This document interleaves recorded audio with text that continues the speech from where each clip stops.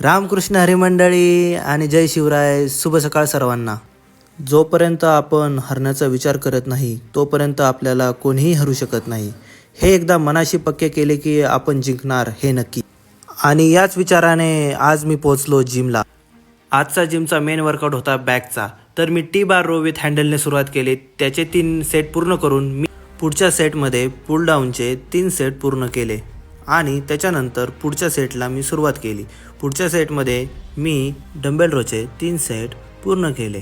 त्यानंतर मी seated cable रोचे 3 set पूर्ण केले. त्यामध्ये मी 15, 12, 10 याप्रमाणे सेट केले.